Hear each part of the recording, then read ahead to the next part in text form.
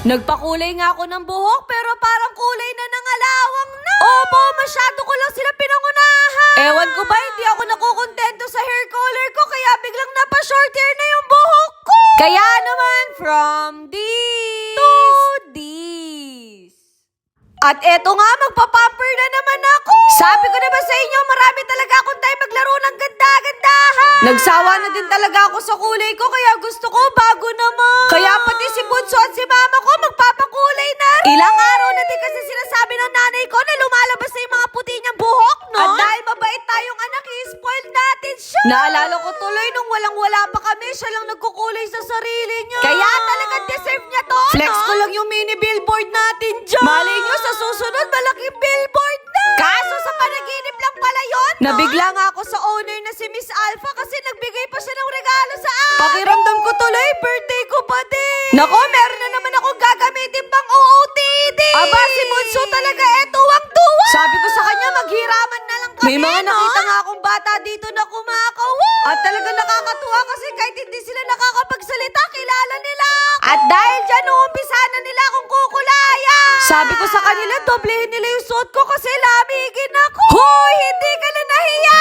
Sa totoo lang, ang dami na rin pinagdaanan ng buhok ko. Naging purple, yellow, red, blue, as in lahat na yata ng kulay. Sabi ko naman sa inyo, mahilig talaga ako mag-explore. Iwa-wash out nga daw nila yung buhok ko para kumapit daw yung kulay. Ang makahula sa kulay ng buhok ko, may kiss sa akin. Ang tagal ko na rin pala nagpapagawa sa salon na to simula pa nung 2021.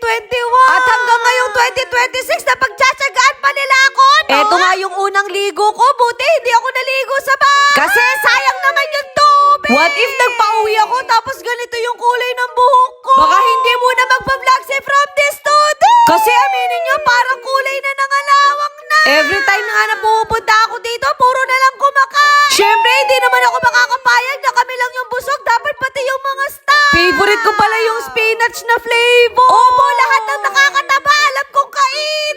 Sa puntong to, hindi ko na naintindihan yung ginagawa nila sa buhok ko. Nabigla na lang ako, binalot nila ako na parang isa-sharon na nila ako. Aminin nyo, yung atake natin dito para tayong foreigner. Foreigner na low budget. Aray ko. Iisip ko nga, what if pakulay ko na din yung kilay ko? Kaso baka magsisi naman ako sa huli. Nabigla ko sa nanay ko, nag from this to this na yung buhok. Aminin nyo, bumata siya sa itsura niya, no? At eto na nga yung magiging final color natin. Milk tea pala yung pinakulay ko pero walang border and fry. Hoy, puro kakalokohan. Kapag hindi bumagay itong kulay na to, magpapakalbo na lang ako. Pangatlong ligo na nga to, baka pwede rin 3 araw na ako hindi maliligo. Binilhan nga ako ni Bunso ng mani na may cheese. Kasi nung estudyante ako, ito yung favorite na kinakain ko.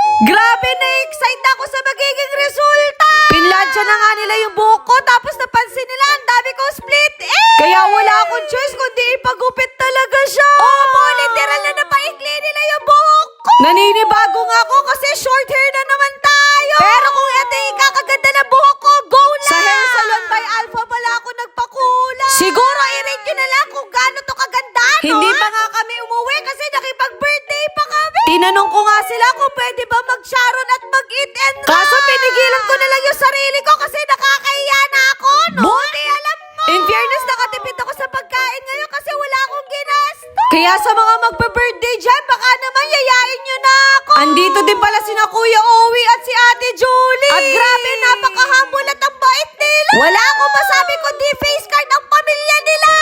My God! Ayun lang.